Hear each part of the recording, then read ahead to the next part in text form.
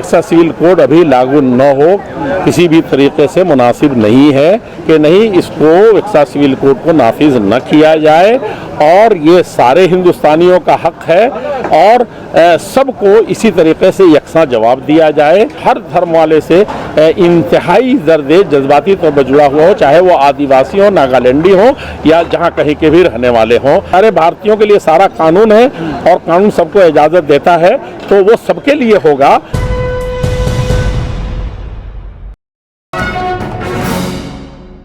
जमीयत अहले हदीस के अध्यक्ष मौलाना असगर इमाम सल्फी साहब हमारे साथ मौजूद हैं। आज इस्लामिक सेंटर में एक बड़ा प्रोग्राम हुआ है, मुस्लिम वर्ल्ड लीग के लीडर और उसके साथ ही अजीत डोभाल साहब ने अपना यहाँ पर लेक्चर दिया है।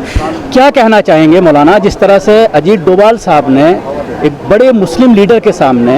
अपना एक स्पीच दी और उसमें कहीं ना कहीं ये दिखाने की कोशिश की कि भारत में मुसलमान पूरी तरह से सेफ हैं, किसी तरह की कोई परेशानी नहीं है। हालांकि आप ये देख रहे हैं किस तरह से हिमाचल प्रदेश में, उत्तराखंड में मुसलमानों के खिलाफ जिस तरह से एक तरफा कार्रवाई की जा रही है और मुसलमानों को निकालने की बात की जा रही है राज्य से, तो क्या कहना चाहेंगे कि इस तरह की जो चीज़ें जब पूरी दुनिया में पहुँचती हैं, आप ये देखते होंगे कि ट्विटर के जरिए भी अरब कंट्रीज तक सारी चीज़ें पहुँचती हैं और कुछ अरबी उस पर आवाज़ भी उठाते हैं, तो इन सब चीज़ों को ख़त्म करने के लिए इस तरह की एफर्ट की जाती है। देखिए, हमारे मेहमान जो आए हैं वो एक बहुत अहम दुनिया के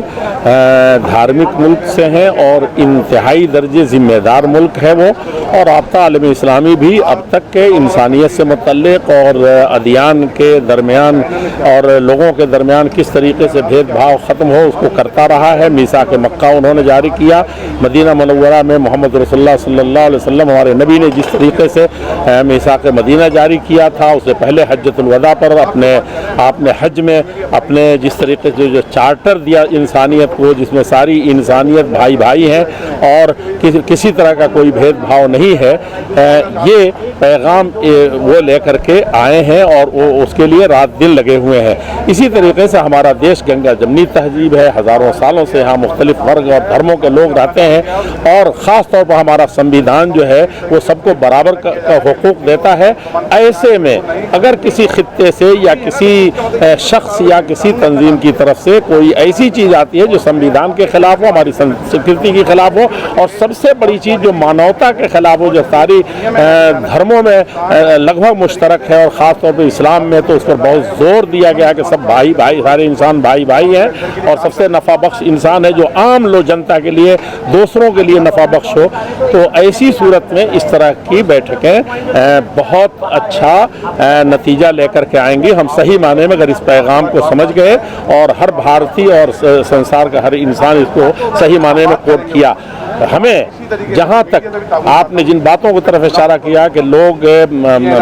कोई ख़ास जाविये की बात कर रहे हैं या तफरीक की बात कर रहे हैं या किसी ख़ास वर्ग या मुसलमानों के ख़िलाफ़ बात कर रहे हैं, ऐसी बात उठती रहती है कभी कभी और उठती है तो मुझे यकीन है कि जो आस्था पर यकीन रखते हैं, अपने संस्कृति पर यकीन रखते हैं, अपने संविधान पर यकीन रखते हैं, वो उनकी तादाद बड़ी है और उनकी आवाज़ भारी पड़ेगी। शर्त यह है कि सब्र और हिम्मत के साथ इस मैदान में डटा रहा जाए और भाईचारे और आपसी मिलाप और कौमी यकजहती और इंसानी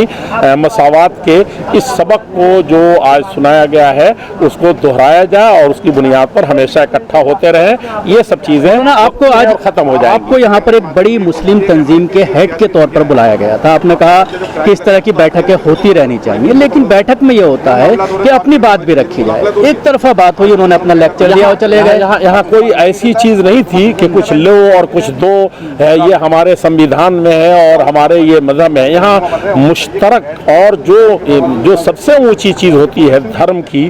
और इंसानियत की, वो बातें कही गई हैं। और हर जगह ये नहीं होता कि जहाँ भी खड़े हों वहाँ दो भाई भी खड़े, उनके दरमियान भी बंटवारा होता है, कुछ फ़र्क पड़ता है। तो जहाँ भी इकट्ठे हो, जो इकट्ठा हो करके इन चीज़ों को जो बीच में आ गई है उसको ख़त्म हो जाएगा चंद मुलाकातों में, वो हर जगह छेड़ी। ऐसा नहीं लगता कि यूसीसी का जिस तरह से लेकर हमारे बेटिया के भाई लोग कुछ जगह छेड़ते हैं, यूसीसी को लेकर जिस तरह से पूरे देश में मुसलमान परेशान हैं, आप लोग भी काफ़ी कोशिश कर रहे हैं, जो लॉ कमीशन की जो सिफारिशात आई हैं या जिन उस पर ऑब्जेक्शन जो मांगा गया है, all India Muslim personal law board भी कर रही है। कल जमीयतुल माहिन की भी एक बड़ी मीटिंग हुई, उसमें भी कुछ फैसले लिए गए। ऐसे में आप क्या कहना चाहेंगे? अमित शाह से जब ट्राइबल्स मिलते हैं तो अमित शाह उसके बाद ये कहते हैं कि ट्राइबल्स को अलग रखा जाएगा, मोदी भी ये कहते हैं, सुशील मोदी भी ये कहते हैं कि ट्राइबल्स को ना रखा जाए, उसके साथ ही नागालैंड के सीएम ये कहते हैं कि ईसाइयों को ना रखा जाए। तो क्या सिर्फ मुसलमानों के लिए यूनिफॉर्म सिविल कोड लाया? सब कहते हैं कि हमको, एक तो सब कहते हैं कि एक्सा सिविल कोड अभी लागू न हो, किसी भी तरीके से मुनासिब नहीं है, और हमारा संविधान जो धार्मिक बुनियादों पर, अखलाकी बुनियादों पर, संस्कृति की बुनियादों पर जो हमको आज़ादियाँ देता है शख्सी और धार्मिक हैसियत से, उसको किसी तरीके से उसको ख़त्म न किया जाए। इसी तरीके से सब अपने अपने मुतालबे अलग भी रख रहे हैं कि मैं मुसलमान हूँ तो मेरा मुस्लिम पर्सनल लॉ बचा रहे, हिंदू हैं तो वो अपना कर रहे हैं, या नागालैंड या जहाँ के भी हों वो सब अपना अपना मुतालबा कर रहे हैं। सियासत में जो लोग हैं या हुकूमत में है वो अपने अपने तौर पर जवाब दे रहे हैं, लेकिन मुश्तरका सवाल ये है, तलब ये है, मुतालबा हमारा ये है कि नहीं, इसको एक्सा सिविल कोड को नाफिज न किया जाए, और ये सारे हिंदुस्तानियों का हक है, और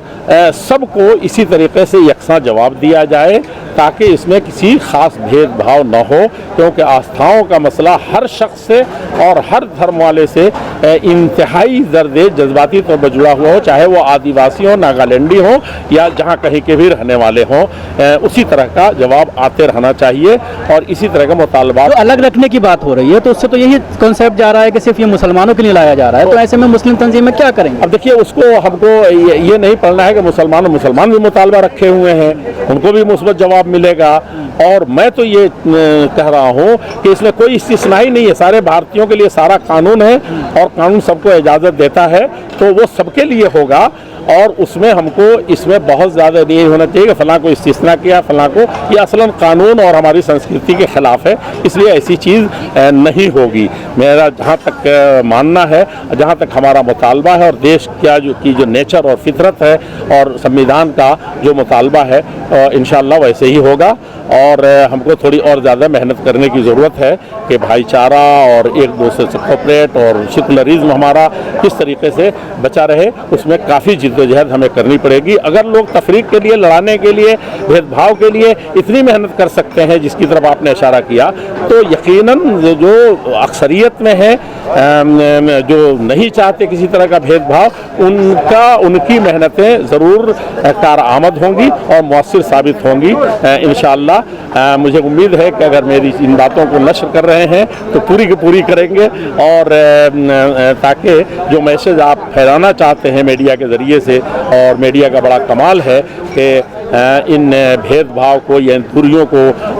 दूर करने में वो 99% किरदार अदा कर सकता है। अगर मुस्बत तरीके से ये किया गया तो यकीनन ये मैसेज, ये मैं आपको इंश्योर करता हूँ कि जो आपने बोला है पूरा इंटरव्यू हम इसको चलाएंगे, कुछ कट नहीं करेंगे। शुक्रिया हमसे बात करने के लिए, धन्यवाद।